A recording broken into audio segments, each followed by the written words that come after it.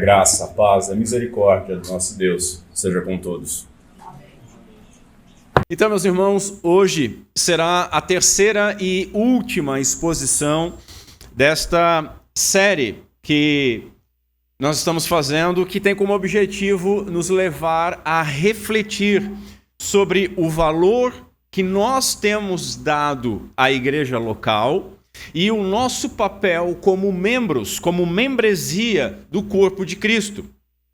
Nós já vimos Deus apontando a negligência do seu povo, que havia invertido as prioridades, desprezando as coisas do reino, enquanto se preocupavam com as suas próprias coisas, conforme o profeta Ageu, onde nós vimos, não é tempo ainda de edificar a casa de Deus, mas todos com suas casas e suas coisas muito bem ajeitadas. Nós aprendemos que Deus nos disciplina por meio de crises e perdas e que nós devemos reagir a estas crises com arrependimento, obediência e confiança. Depois, na segunda mensagem, lá no Salmo 26, nós vimos que há a necessidade de santidade para oferecer um culto agradável a Deus. Portanto, somente o crente pode glorificar a Deus. Depois, nós aprendemos que nós somos a igreja de Deus, nós somos a casa de Deus, o templo de Deus. E que nós, como igreja, devemos nos reunir num local para glorificá-lo por suas maravilhas. E o porquê nós devemos, então, amar a igreja local. Hoje, nós veremos que nós fomos reunidos para servir. Então, vamos ao texto bíblico. Romanos, capítulo 12, a partir do verso 3, a santa palavra do Senhor nos diz o seguinte: porque, pela graça que me foi dada, digo a cada um de vocês que não pensem de si mesmos além do que convém. Pelo contrário, pense com moderação, segundo a medida da fé que Deus repartiu a cada um. Porque assim como num só corpo temos muitos membros, mas nem todos os membros têm a mesma função, assim também nós, embora sejamos muitos, somos um só corpo em Cristo e membros uns dos outros. Temos, porém, diferentes dons segundo a graça que nos foi dada. Se é profecia, seja segundo a proporção da fé. Se é ministério, dediquemo-nos ao ministério. O que ensina, dedique-se ao ensino. O que exorta, faça-o com dedicação. O que contribui, com generosidade. O que preside, com zelo. Quem exerce misericórdia, com alegria. O amor seja sem hipocrisia. Odeiem o mal e apeguem-se ao bem. Amem uns aos outros com amor fraternal. Quanto à honra, deem sempre preferência aos outros. Quanto ao zelo, não sejam preguiçosos, sejam fervorosos de espírito, servindo o Senhor. Alegrem-se na esperança, sejam pacientes na tribulação e perseverem na oração. Ajudem a suprir as necessidades dos santos, pratiquem a hospitalidade, abençoem aqueles que perseguem vocês, abençoem e não amaldiçoem.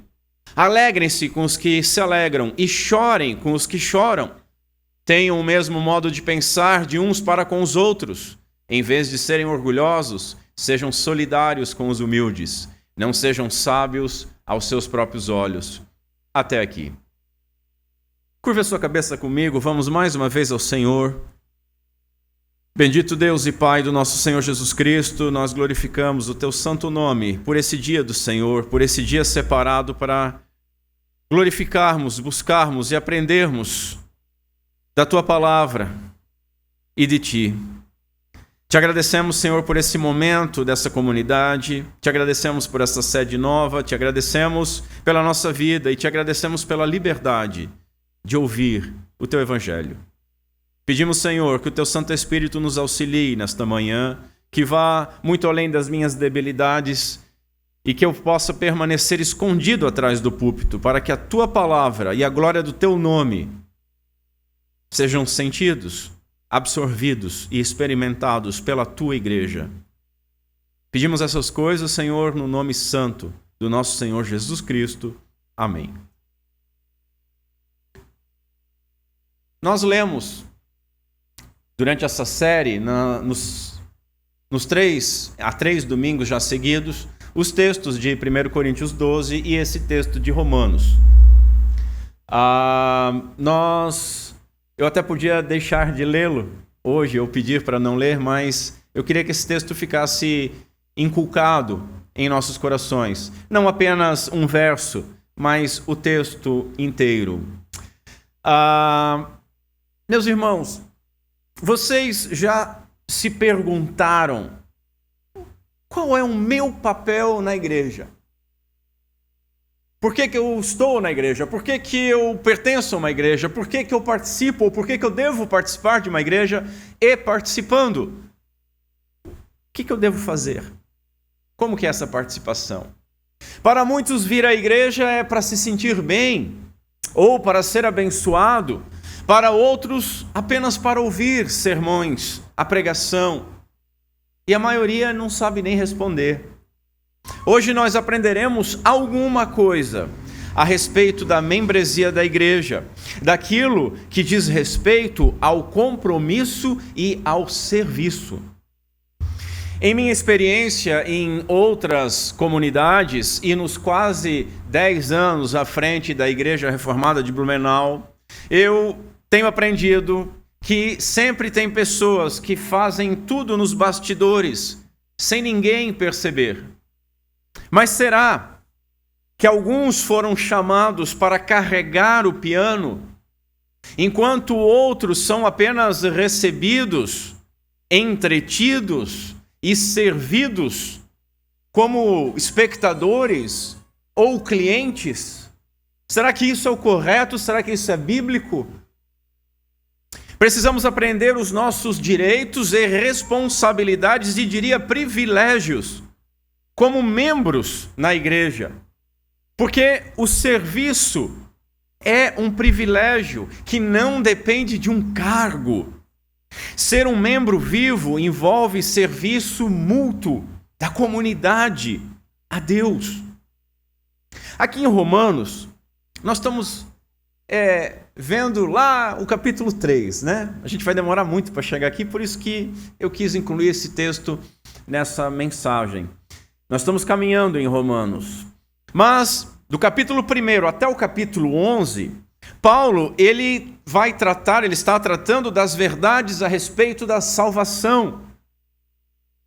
Do capítulo 12, que nós lemos, até as saudações finais, ele vai explicar em detalhes como que deve ser a vida diária daqueles que foram justificados pela graça.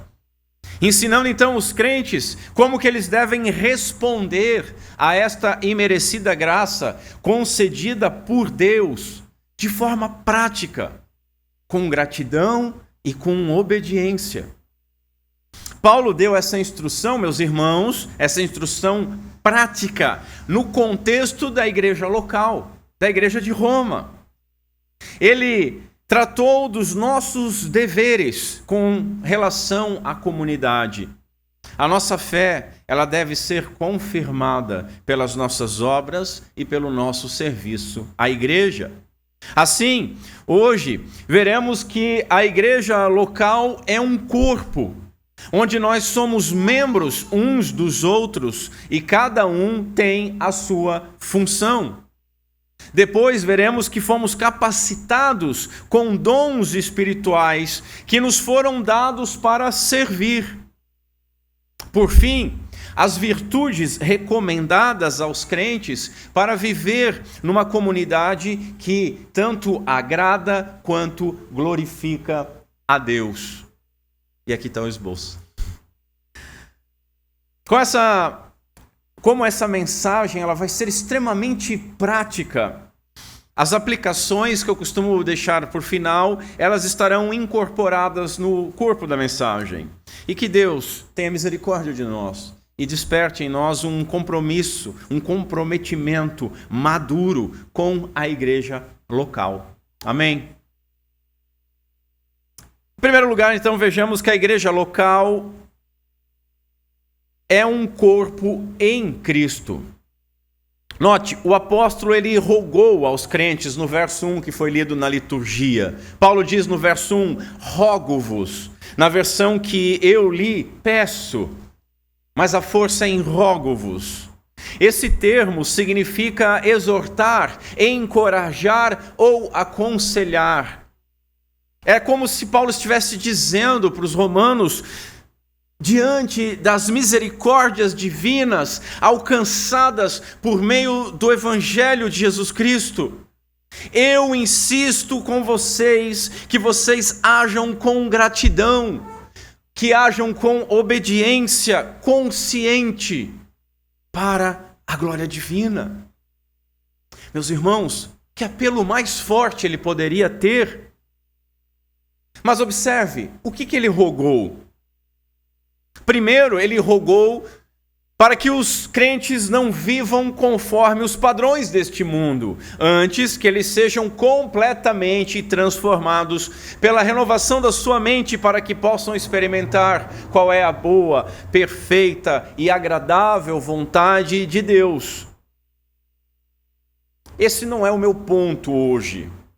Assim, em segundo lugar, Paulo também rogou para que cada um dos crentes não pense de si mesmo além daquilo que convém. Pelo contrário, pense com moderação, segundo a medida de fé que Deus repartiu com cada um. Verso 3. Irmãos, nós não devemos nos achar especiais. Por quê? Porque, em segundo lugar, nós somos um corpo.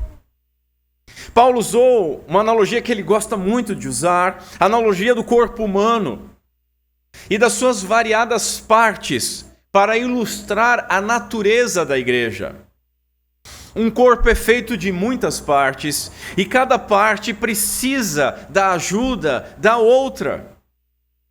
Aos Coríntios, Paulo escreveu: se o ouvido disser, porque não sou olho, não sou do corpo, nem por isso deixa de ser. Nós lemos isso na liturgia. Senhores, nós não podemos desprezar o papel que outros cumprem, nem elevar o nosso papel como o mais importante para a vida da igreja. Essa analogia que Paulo usou aponta para a unidade da igreja, unidade na diversidade de cada membro. Porque, em terceiro lugar, nós somos membros uns dos outros. Veja, cada crente, ele recebeu vida de Jesus Cristo. Ele foi enxertado, unido à videira verdadeira, sendo um com Cristo. Paulo escreveu assim: porque assim como o corpo é um, e tem muitos membros, e todos os membros, mesmo sendo muitos, constituem um só corpo, assim também é com respeito a Cristo. Nós, meus irmãos, estamos em Cristo, e Ele está em nós. Assim, todos nós somos um em Cristo e com Cristo.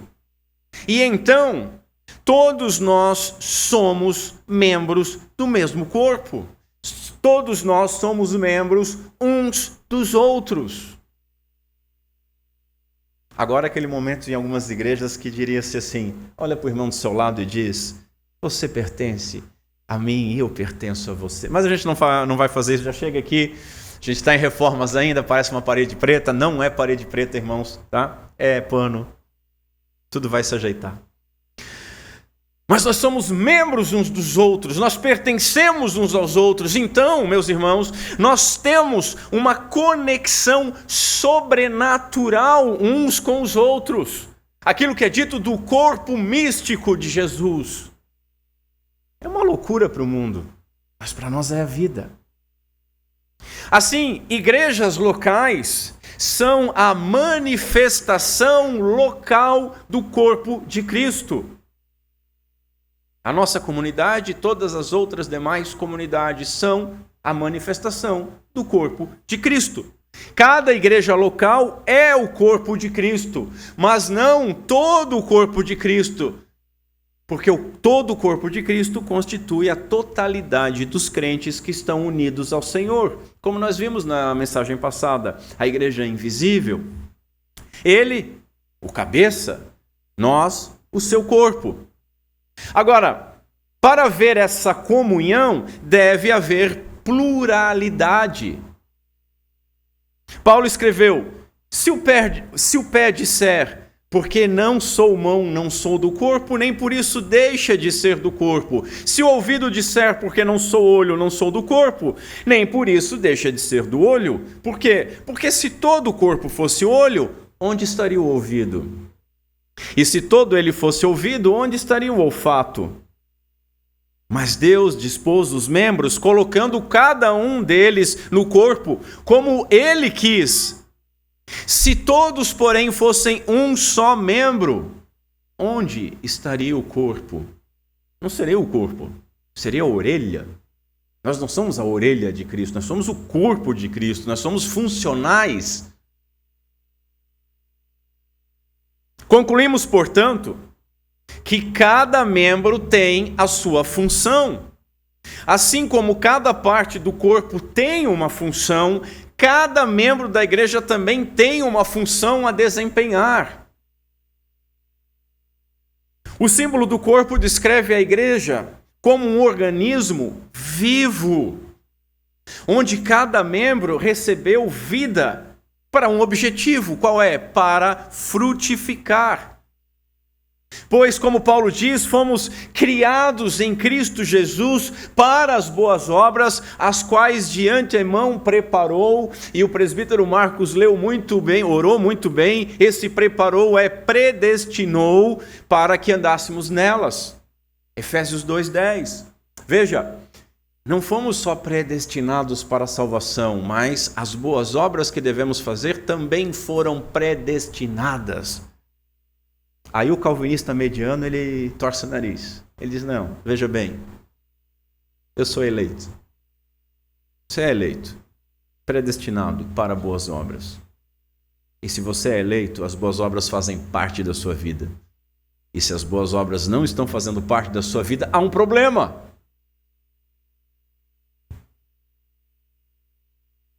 Nós fomos unidos para fazermos estas obras diante dos homens, para que o Pai seja glorificado por meio destas obras, ensinou Jesus. C.S. Lewis, ele disse o seguinte: os cristãos são o corpo de Cristo, o organismo por meio do qual ele trabalha, e todo acréscimo a esse corpo permite que ele trabalhe ainda mais. Por meio de quem? De nós, crentes. Se a mão fosse exatamente igual ao pé, não teria a utilidade que tem. E assim, todo o corpo sairia perdendo. Concordam comigo? Cada membro é totalmente necessário. De novo era um momento, né? Olhe para o irmão do seu lado e diga: você é necessário. Cada membro é necessário, você tem que ter noção disso. Você é necessário, mas não é o último biscoito do pacote. O irmão que você talvez despreze, aí você tem a oportunidade de se arrepender hoje, também é necessário. E o irmão que está trabalhando demais também é necessário. Mas é necessário que ele trabalhe não demais, para que todos se dividam. Essa é uma lição muito importante em várias esferas, mas eu vou aplicar só uma aqui. Porque é muito comum, meus irmãos, que aqueles que foram chamados ou capacitados para trabalhar com missões, eles sejam questionadores e muito críticos dos investimentos que são feitos na estrutura física da igreja ou na educação e na qualificação dos ministros para a igreja. O seu mantra é: o que importa é ganhar almas, não aprender doutrinas. Você já ouviu algo assim? Mas onde é que vamos reunir essas almas se nós não tivermos um local para cultuar ao Senhor? E quem é que ensinará estas almas todas as coisas que Cristo ordenou, como ele ordenou que fosse feito. Assim, meus irmãos, partimos para meu segundo ponto: a igreja local e a capacitação para servir. Veja, para a igreja, foi dado dons a todos. A graça foi dada a todos e ela capacita todos.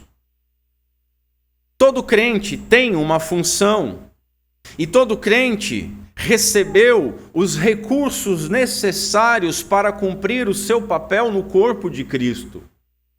Deus, ele nunca pede nada da gente que ele não tenha dado antes. A gente sabe disso. Ele capacita para que sirvamos. Pedro escreveu o seguinte na sua primeira carta: servi uns aos outros, cada um conforme o dom que recebeu, como bons despenseiros da multiforme graça de Deus. A graça de Deus, multiforme, concedeu dons variados para cada um. E nós, como bons despenseiros destes dons que recebemos, imerecidamente, devemos fazer um bom uso desses dons. Deus, meus irmãos, não nos deu estes dons para nós os desperdiçarmos ou para os enterrar. Ele espera que nós usemos eles para a glória do seu nome e para o bem da sua igreja.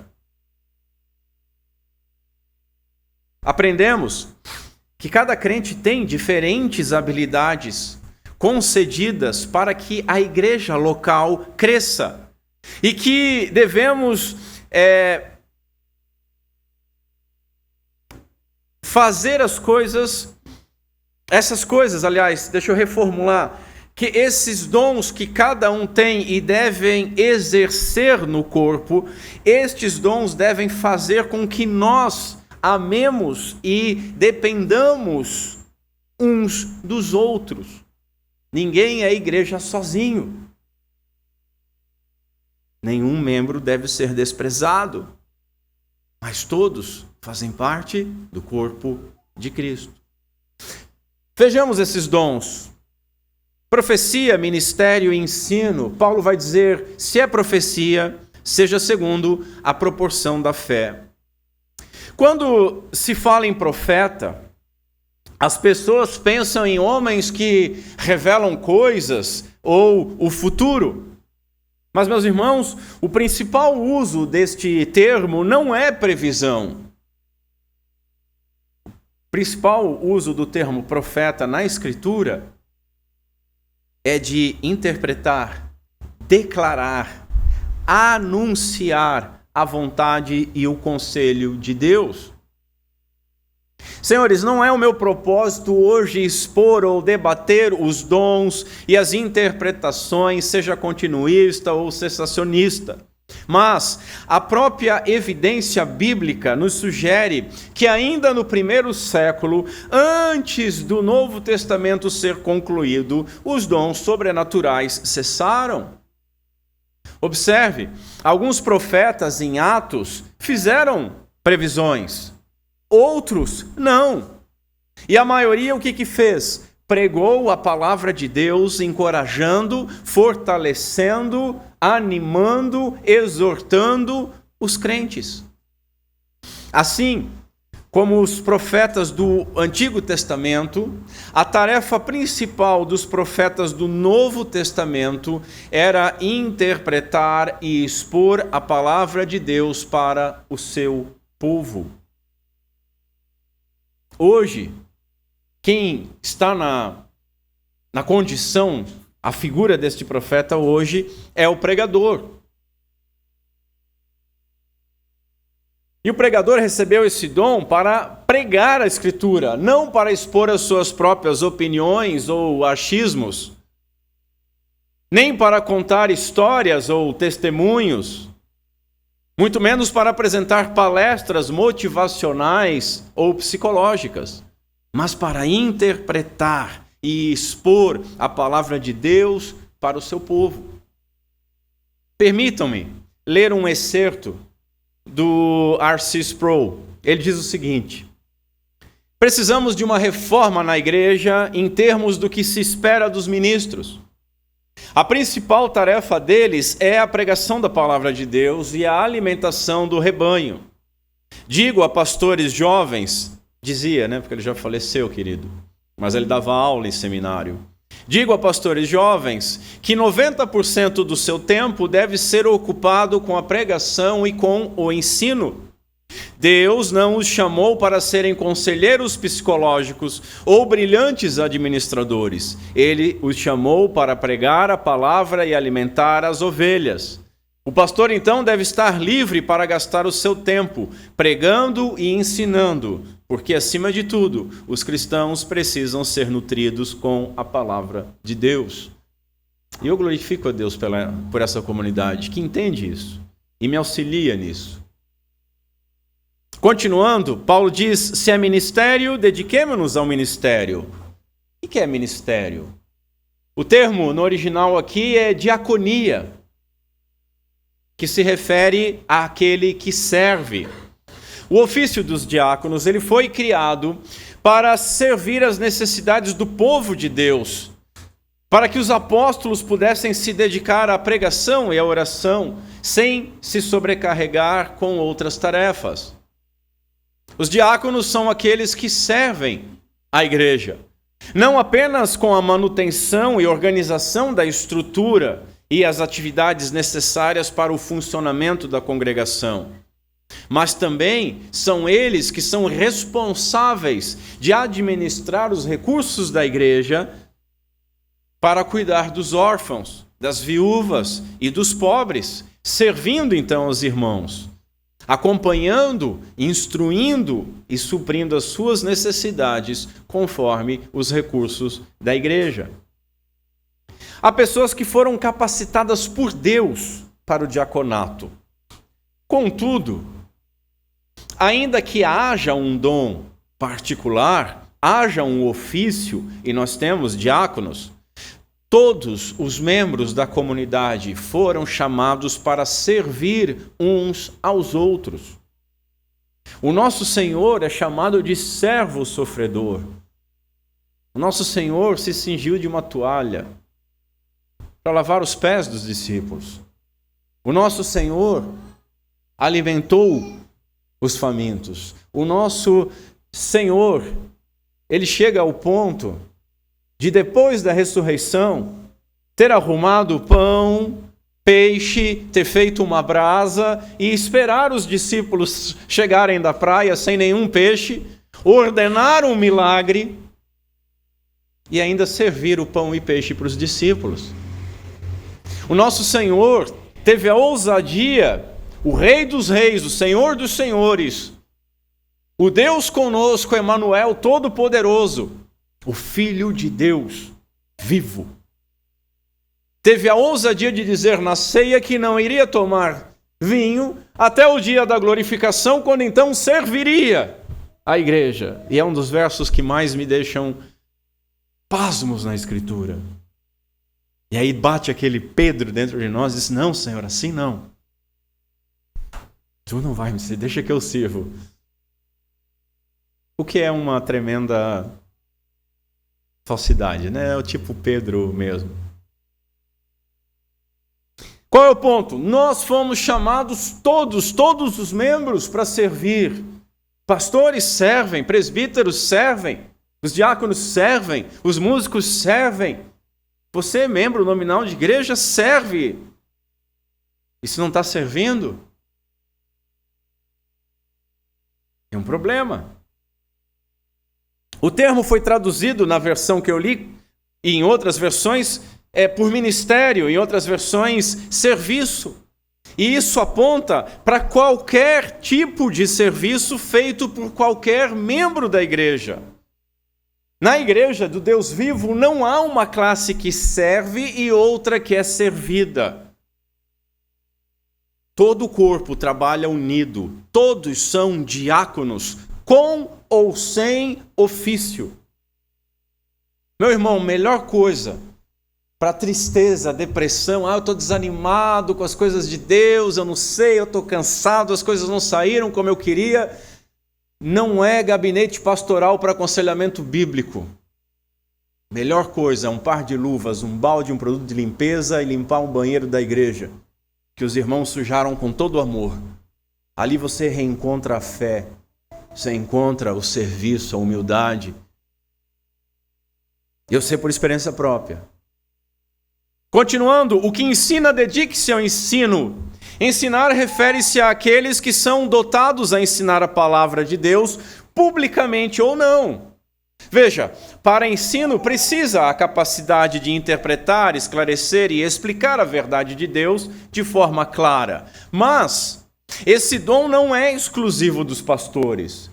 Muitos leigos, maduros e qualificados possuem esse dom e edificam a igreja. Às vezes em grupos caseiros, às vezes em aulas, encontro dos homens, encontro das mulheres, em palestras ou principalmente em aconselhamentos individuais. Corpo cura corpo, ferro afia ferro. Se nós falássemos menos mal do governo, menos de esporte ou qualquer outra coisa, e falássemos mais uns aos outros dos nossos problemas e aplicássemos a palavra de Deus, nós seríamos bons ensinadores uns dos outros, e estaríamos mais vigorosos, com certeza. Depois, exortação, contribuição, liderança e misericórdia. O que exorta, faça-o com dedicação. O termo pode ser usado de duas formas. Positivamente, para aquele que encoraja, conforta, dá ânimo e fortalece os irmãos que estão em alguma aflição, como ele também pode ser usado negativamente, para aquelas pessoas que receberam de Deus o dom de admoestar e corrigir os irmãos que estão em pecado. E fazem isso com amor, não com julgamento. Fazem isso para restauração. Paulo descreveu aqui não somente aqueles chamados para fazer isso publicamente, pastores, mas todos aqueles que foram chamados e são capacitados por Deus para estar ao lado, ajudando, consolando os irmãos que estão sofrendo ou estão desanimados. Ano passado, no êxodo da igreja, eu tive isso com alguns irmãos. Recebi isso dos irmãos. E é maravilhoso. Veja, a igreja é um corpo, pertencemos uns aos outros, devemos nos relacionar e conhecer profundamente uns aos outros. E nos importar uns com os outros. Nós vamos ver a respeito de amor e coisa quando nós chegarmos na parte das virtudes. Assim, a sua aflição, o seu problema deve ser aberto com algum irmão de confiança, algum irmão próximo, para que ele esteja orando, para que vocês estejam conversando e na multiplicidade de conselhos haja a sabedoria dos céus. Eu estou triste e o pastor não fez nada. Irmãos, o pastor não é onipresente, você está olhando errado. O bom pastor é onipresente, os pastores não. Nós não recebemos de Deus um anjo dizendo, vai no irmão tal que ele está triste. Nós temos que nos relacionar e falar e abrir. E estar com Bíblia suficiente para aconselhar o irmão. Se não tiver isso, pelo menos aí fala para mim, pastor, fulano está ruim. Você vai ouvir assim, o que você fez aí? Mas pelo menos você já fez alguma coisa, já falou. Pastores não são onipresentes. Há cristãos que têm um dom especial dado por Deus para consolar, para acompanhar, para estar junto, para encorajar os outros a seguir a verdade de Deus e a obedecer à verdade de Deus, mesmo sob angústias terríveis e pesadas aflições. E o que contribui? Contribua com generosidade. Paulo listou isso como um dom. Você já pensou nisso? Sabe aquelas reuniões religiosas que as pessoas vão buscar dons do Espírito Santo? Eu confesso que eu nunca vi ninguém orar para ter o dom de contribuir. Você também nunca deve ter visto. Senhor, eu estou buscando o dom de contribuir. Eu quero contribuir. E que pena que nós não fazemos isso.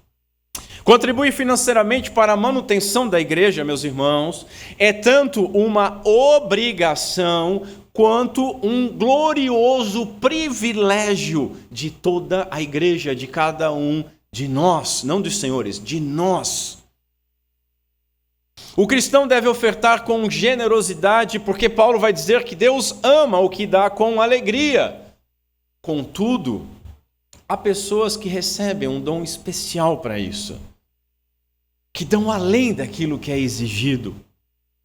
Eles trabalham com zelo, com afinco, mas não para comprar coisas, não para adquirir coisas, mas com a intenção de sustentar o reino de Deus, com a intenção de repartir com aqueles que necessitam, usando a sua prosperidade para abençoar os outros. Eles suam e com o suor do seu trabalho, eles se alegram em ajudar tanto a manutenção da igreja quanto os irmãos que estão necessitados. E essas pessoas, elas recebem grandes recursos de Deus e contribuem investindo abundantes recursos para sustentar a obra. E não fazem isso para reconhecimento, mas para glorificar a Deus. Não fazem isso para aparecer. Normalmente esses são os mais discretos. Esse é um dom maravilhoso, diz Sproul. E é por isso que as igrejas são capazes de realizar o que realizam. Deus dá aos membros os recursos financeiros para suprir a igreja e avançar o reino. Não vem por meio de um anjo. Não aparece um Pix celestial na conta da igreja. Ele dá os recursos para os membros, para que os membros deem. E para alguns, ele capacita para que recebam mais e deem mais. Continua. E o que preside? Com zelo. Esse termo presidir, ele pode significar exercer liderança ou dar ajuda. O termo original, ele se referia à pessoa que pilotava, comandava um navio, uma embarcação. Mas o uso dele no Novo Testamento descreve a liderança no lar e na igreja. Certamente aqueles que têm alguma função de administração, de pastoreio, na diaconia, eles devem e precisam exercer este dom. Mas, todavia, entretanto, este dom não está limitado aos oficiais da igreja. Ele é concedido à igreja. Muitos irmãos que lideram departamentos e ações realizadas pela igreja foram capacitados por Deus para isso. Nós vemos no nosso meio, tem pessoas que tomam a frente, vão e fazem e acontece. E é maravilhoso. Essas pessoas não precisam um cargo, não precisa de um olha com quem está falando. As pessoas naturalmente as seguem. Outros foram capacitados para auxiliar os irmãos em várias áreas da vida. Por exemplo, muitos de nós precisam de uma mentoria financeira, de como gastar o dinheiro. E tem pessoas que têm essa capacidade e podem instruir. Casais que estão pensando, noivos que estão querendo casamento, precisam de aconselhamento. Isso não precisa ser só dos pastores. A Bíblia diz que as mulheres mais velhas devem ensinar as mais novas. Quem exerce esse dom deve fazer com zelo. E quem exerce misericórdia, com alegria. Aqui pode ser uma referência ao cuidado com os pobres, com os enfermos, etc., assim por diante. Veja, o crente, todos nós, fomos alvos da misericórdia divina. E isso, ser alvo da misericórdia, deve nos constranger a demonstrar misericórdia com aqueles que estão precisando. Esse é um dever de todos os crentes. Contudo, alguns têm um dom especial para isso. E eles demonstram em trabalhos, em ações de caridade, para auxiliar aqueles que sofrem. Agora note, quem tem esse dom deve exercê-lo com alegria. Isso é importante porque tal atitude é crucial para garantir que essa ajuda ela seja genuína, seja amorosa e não um trabalho penoso, obrigatório, motivado por pena pela outra pessoa. O trabalho não deve ser motivado por pena. Pena é um sentimento mesquinho. Ele deve ser motivado por piedade. Quem fizer isso, faça com alegria. Vejamos agora meu terceiro ponto, que é a igreja local e as virtudes recomendadas. Amor, ódio ao mal e honra. Paulo vai dizer: o amor seja sem hipocrisia. Observe, o amor é um distintivo daqueles que foram salvos por Deus, que é amor. O amor mútuo, o amor que nós devemos demonstrar uns pelos outros, é a principal maneira pela qual o mundo reconhecerá que nós somos seguidores de Cristo. Quem disse isso foi o próprio Senhor Jesus, lá em João 13. Tem algo aqui que eu vou dar voz a Spurgeon, porque se eu falar vai parecer que eu sou meio bruto. Spurgeon disse o seguinte: não finja um amor que você não tem. Não banhe a sua fala com querido isso, querido aquilo, quando não houver amor no seu coração. E mesmo que seu coração esteja cheio de amor, mostre-o sem espalhar melaços sobre a sua fala, como fazem alguns. E normalmente aquela pessoa que chega para você, querido, amado, estimado, amadinho. Esse amadinho, esse querido vem quase como uma flechada e você sente que é quase um soco no seu estômago. E você fica sem ação, porque você vai dizer o quê? Amadinho também? Por que eu estou dizendo isso, meus irmãos? Porque Paulo diz que o amor deve ser sem hipocrisia. O termo original de hipocrisia era daquelas máscaras, sabe, uma máscara feliz e uma triste, que eram utilizados no teatro grego. Portanto, o nosso amor, ele não deve ser fingido, mas ele deve ser autêntico, sincero, não demonstrado por palavras melosas, mas por atitudes práticas, que demonstram que aquilo que nós estamos falando ou fazendo é feito em amor, sem hipocrisia. O amor que devemos ter uns pelos outros é uma virtude fraternal. A igreja é uma família. Somos irmãos, é um corpo, somos membros uns dos outros e ninguém pode odiar o próprio corpo. Quem ama, se preocupa, ajuda, ora e faz o melhor para o objeto do seu amor. Muito mais do que dizer queridinho, faz o melhor para o objeto do amor. Às vezes é puxar a orelha. Às vezes é dar alguma coisa, às vezes é falar alguma coisa, às vezes é estar no lado. Amor, eu tenho frisado muito isso. Amor não é um sentimento. Amor é uma vontade. E amor é um mandamento de Deus.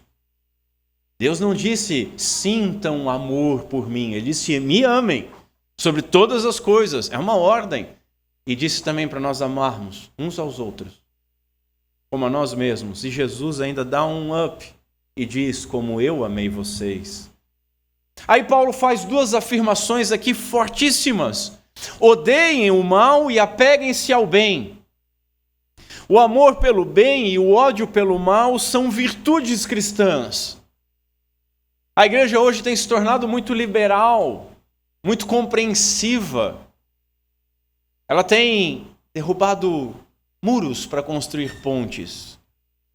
E ainda que certas pontes devam ser construídas, porque Deus Ele reconciliou consigo o mundo por meio de Cristo e nos deu o ministério de reconciliação, ainda assim existem certas barreiras que devam existir. Novamente eu vou citar o Sproul, que eu não encontrei palavras melhores do que essas. Ele disse o seguinte, explicando esse ódio que Paulo fala. Paulo se refere aqui ao ódio em sua dimensão máxima. Veja, não é assim, eu odeio. Não, é odiar. É odiar. Ele está ordenando em nome do Senhor que nós tenhamos ódio, que nós abominemos o mal. Nós devemos encarar o mal como um ataque descarado ao caráter de Deus e à sua soberania. E na medida em que buscamos crescer na graça, buscamos obter a mente de Cristo, que é pensar como Jesus, amar o que Jesus ama e odiar o que Jesus odeia. O ódio é uma das mais fortes emoções que pode habitar o coração de um ser humano. Odiar é destrutivo e degradante, mas não quando o objeto do ódio é o mal. E é por isso que nosso Deus ama, nosso Deus é amor e abomina o mal. E muitas pessoas não conseguem compreender isso. Fomos ordenados também, não somente a abominar o mal, mas nos apegarmos ao bem. E esse termo é interessante, apegar-se. A raiz dele é da palavra cola. O que Paulo está dizendo então é que nós devemos colar em nós aquilo que é bom, se agarrar nisso, grudar naquilo que é bom. E aí ele vai dizer, quanto à honra, deem sempre preferência aos outros. Essa virtude aponta, meus irmãos, para a humildade. Devemos dar preferência aos irmãos, colocando os irmãos sempre antes de nós mesmos, buscando colocar os nossos irmãos sempre em primeiro lugar. Dito diferente, nós não devemos buscar a honra para nós mesmos, mas sim, até a honra que nos chega, nós devemos refletir e desviar para os outros, para os nossos irmãos. Nós devemos nos importar mais com a honra do nosso irmão do que com a nossa própria honra. E infelizmente, como isso é raro. Como isso é raro. Dentro do arraial do povo de Deus. Egos inflamados, orgulho, inveja, ambição, fazem com que irmãos briguem, se separem, abandonem congregações. Portanto, senhores, busquemos essa virtude. Depois, em segundo, zelo, cuidado, fervor e serviço ao Senhor. Note que Paulo diz, quanto ao zelo, não sejam preguiçosos. A King James, a versão 1611, vai traduzir assim, não sejais preguiçosos em vossas ocupações. Não deve existir, meus irmãos, apatia, preguiça ou indiferença na vida cristã. Muito pelo contrário. Sejam fervorosos de espírito servindo ao Senhor, diz Paulo. O preguiçoso, ele não é bem visto em lugar nenhum. E muito menos deve ser bem visto na igreja do Senhor. Devemos demonstrar zelo e fervor. Esse fervor, a palavra se assemelha a febril, a incandescência. tanto nas nossas funções na igreja, no nosso trabalho ao Senhor na igreja, quanto nas nossas atividades em geral, servindo continuadamente ao Senhor em todas as áreas da nossa vida, porque tudo aquilo que nós fazemos devemos fazer como ao Senhor e não homens. Devemos fazer para a glória de Deus. Nós devemos viver diante de Deus, sabendo que estamos 24 horas na presença de Deus e para a glória dele. Contudo, ainda que todas as nossas atividades devam ser feitas desta maneira, principalmente com as coisas de Deus. O reino de Deus não pode ser ou ter um interesse secundário na vida do crente. Primeiro o meu trabalho, depois, se sobrar tempo, as coisas da igreja. Pastor, eu preciso comer. Não pode ser o interesse secundário. Não estou dizendo para abandonar o trabalho e vir para a obra, mas não pode ser o interesse secundário. O cristianismo, meus irmãos, ele não é um hobby. O cristianismo não é um passatempo de final de semana. O cristianismo não é um acessório que você adere, acrescenta à sua vida. O centro da nossa vida é Deus. E servir a Ele na igreja dele deve ser a nossa principal ocupação.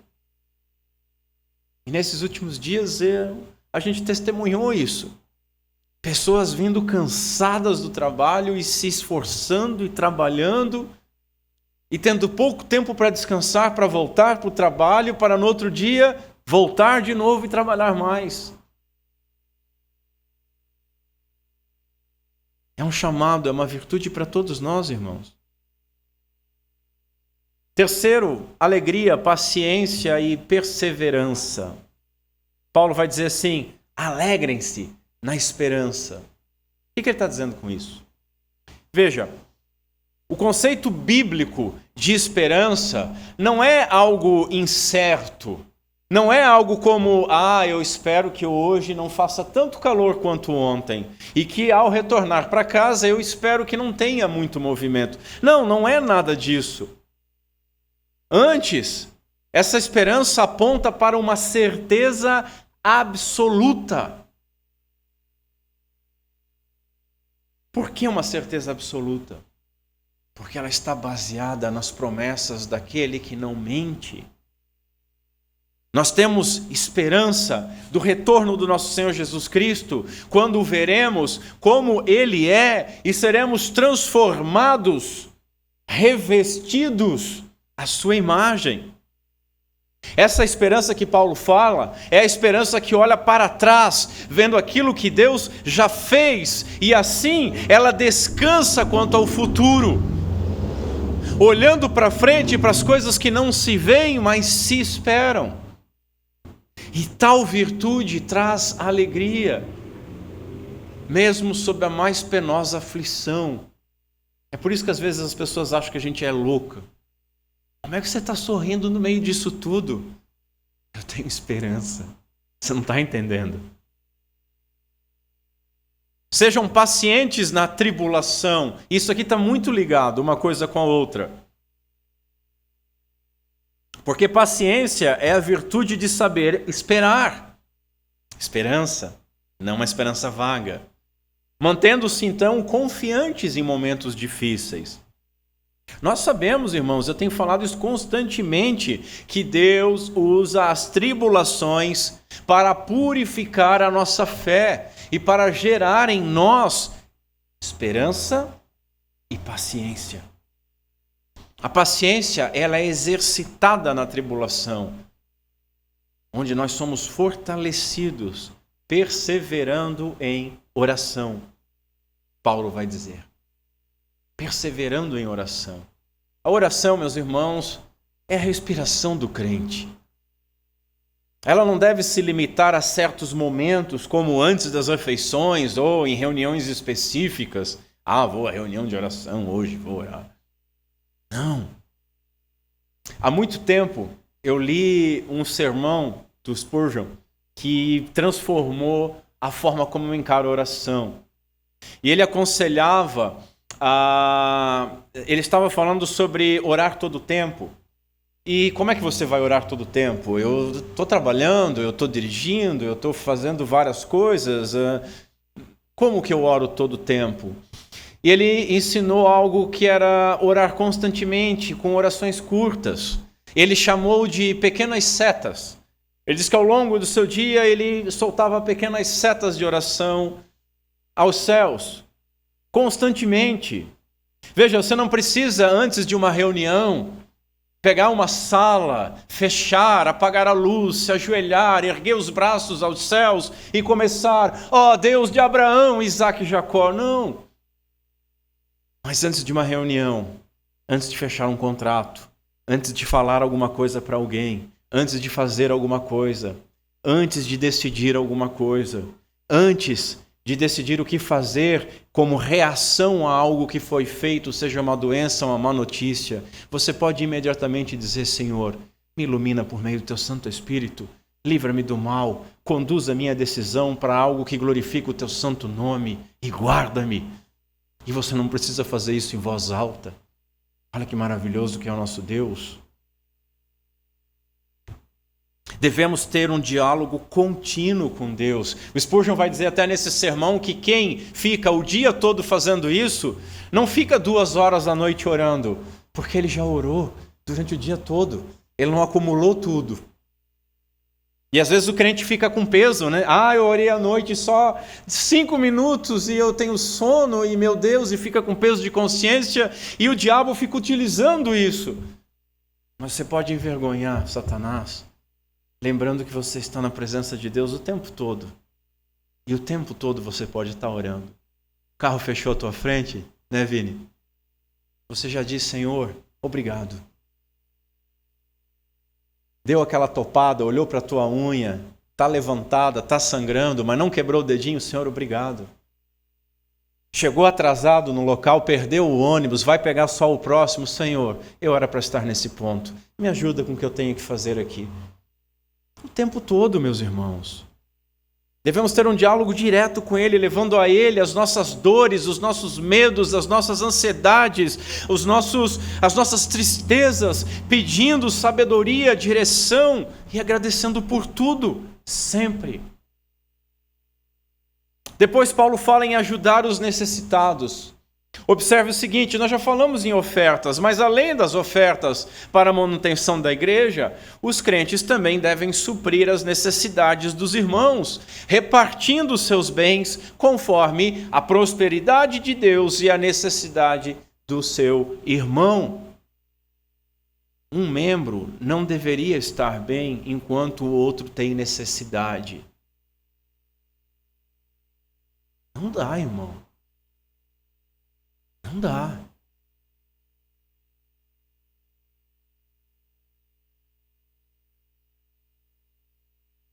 Veja, Paulo comparou a igreja com o corpo. Observemos o corpo. A mão pega o alimento e leva esse alimento à boca.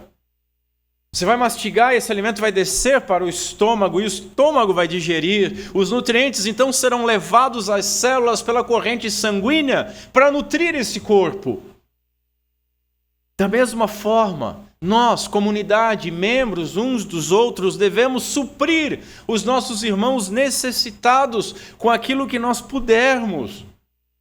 O corpo auxilia o próprio corpo a sobreviver com aquilo que o Senhor nos tem concedido. E Ele nos concedeu recursos, tanto para a manutenção da igreja, quanto para suprir os irmãos. Paulo fala ainda em abençoar os perseguidores. Mais do que dar a outra face, os crentes devem abençoar os seus perseguidores. Paulo, estava indo bem até aqui, né? Abençoar os perseguidores. Devemos tratar os nossos inimigos como se fossem amigos. É evidente que esta virtude exige capacitação divina, porque sem o auxílio do Espírito Santo de Deus, é praticamente impossível fazer isso. Contudo, essa foi a instrução do nosso Senhor Jesus Cristo para os crentes, para a sua igreja, no Sermão do Monte. Então não é só Paulo, não. A gente pregou o Sermão do Monte, a gente expôs isso. A gente viu a dificuldade.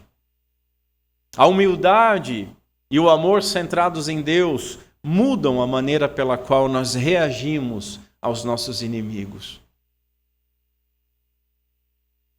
Depois Paulo fala em alegrar-se e chorar. Paulo escreveu que se um membro sofre, todos sofrem com ele. E se um deles é honrado, todos os outros se alegram com ele. Lá em 1 Coríntios. Meus irmãos, nenhum membro do corpo deve lutar contra o próprio corpo. Antes, deve entender que se um ganha, todos ganham. Se um perde, todos perdem.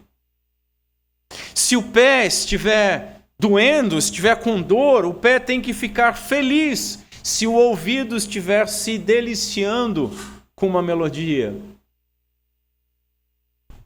Os irmãos entenderam o que eu estou falando. Às vezes você está com dor e você não suporta ver o irmão bem. Ao invés de se alegrar com o que Deus está fazendo com o irmão e agradecer porque você não está sofrendo tanto quanto merece. Nós devemos nos alegrar com as vitórias, com as bênçãos, com a honra, com o bem-estar dos nossos irmãos, independentemente da nossa própria condição. Talvez o nosso irmão tenha uma saúde de ferro, talvez ele tenha recebido uma promoção ou um aumento, talvez ele tenha comprado um carro, talvez ele conseguiu casar, talvez a nossa irmã, ela ficou grávida. Enquanto nós não conseguimos nenhuma destas coisas, devemos nos alegrar, devemos nos deleitar com eles em suas bênçãos. Sentir alegria com o sucesso do outro é sinal de maturidade espiritual. Irmãos, muitas vezes nós temos nos comportado como bebês, chorões e mimados. Eu também queria.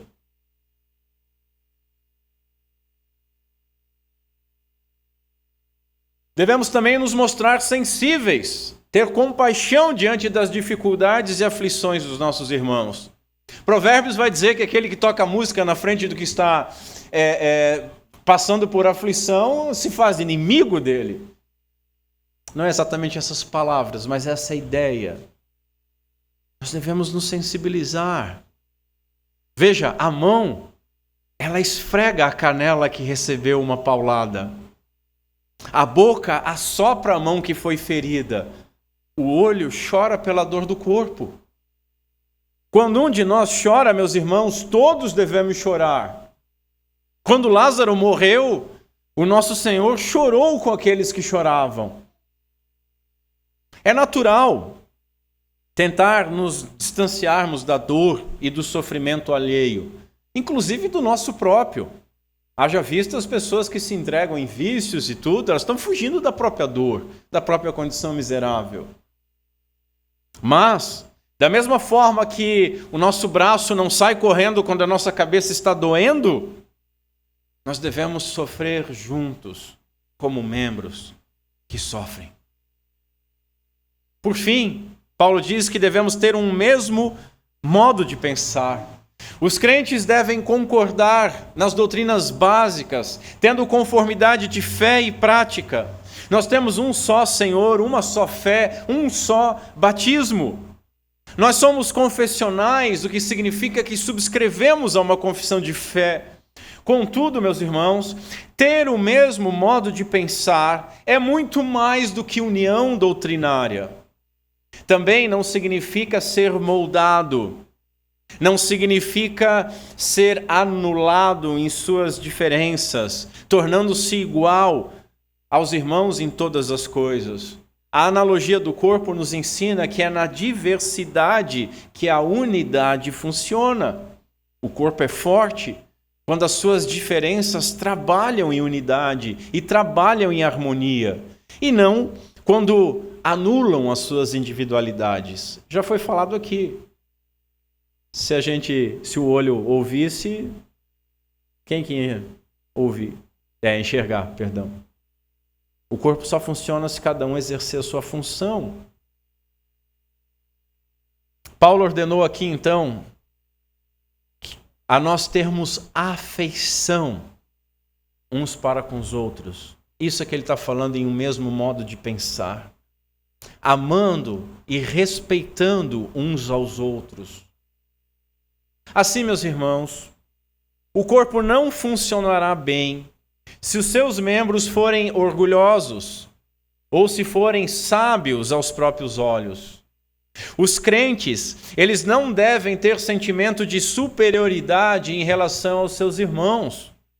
Eles devem viver em harmonia entre si, demonstrando amor mútuo, ainda que discordem em muitas coisas. Nenhuma sociedade é igual à fraternidade cristã. Gente de toda raça, de todo sexo, de toda classe social, educacional, todos adotados pelo mesmo Pai, recebendo da mesma graça, unidos no mesmo corpo, sendo um com Cristo. Isso não existe em lugar algum, irmãos. Assim, concluindo, vimos alguns dons que o Espírito concedeu para edificar a igreja local. E vimos também as virtudes que todos os seus membros devem demonstrar em algum nível para a glória de Deus. Paulo aqui, ele não estava expondo uma lista, sejam isso ou façam isso para serem salvos ou abençoados. Não, muito pelo contrário. É uma lista de responsabilidades e de privilégios que cada membro do corpo de Cristo, daqueles que foram salvos, foram capacitados e são abençoados para serem santos, frutíferos. Nós somos capacitados pelo Espírito para servir desta forma, com dons e virtudes, a igreja local. Esses são reflexos de uma nova vida. Geralmente, infelizmente, os que mais trabalham são os que mais se oferecem para trabalhar. Os que mais doam, os que mais se oferecem para doar. E esses, salvo se estiverem fazendo tais coisas para aparecer, o que logo aparece também e cai a máscara, mas esses que mais trabalham e mais contribuem serão sempre os que vão estar mais felizes e serão sempre os que mais vão amar a igreja local. Em contrapartida, aqueles que não fazem nada sempre estão ocupados. Os que não contribuem jamais contribuirão. E esses, geralmente, são os que mais reclamam da igreja local. São os que mais se sentem desagradados com a estrutura da igreja. Nunca estão satisfeitos e acabam mudando de igreja como quem muda de roupa. Jamais por questões doutrinárias ou convicções teológicas, mas mudam de igreja porque buscam ser servidos e não servir. Que jamais sejamos desse segundo grupo. Nós fomos chamados para servir. Cristo é vida. Ele nos salvou da morte e nos deu vida. Fomos enxertados nele. Somos o corpo de Cristo. E nós, membros uns dos outros, e diante desta revelação, nós devemos nos perguntar: pode algum membro desse corpo ser inútil? Pode algum membro deste corpo apenas estar presente sem função? Não há membro morto no corpo de Cristo, irmãos. Um corpo não funciona se os seus membros forem preguiçosos, egoístas, insubmissos, impacientes, sem zelo, iracundos. Se nós nos identificarmos como membros mortos, glória a Deus, porque Deus está nos chamando à vida e nós devemos então aproveitar este momento para nos arrepender. Agora, se nós trabalhamos e somos ativos e ofertantes, não temos razão alguma para nos orgulhar. Mas devemos então agradecer por este privilégio, trabalhando com cada vez mais ânimo, sendo cada vez mais generosos, tudo para a glória de Deus. E que Deus Pai seja misericordioso conosco, por meio de Cristo Jesus, nosso Senhor. Amém.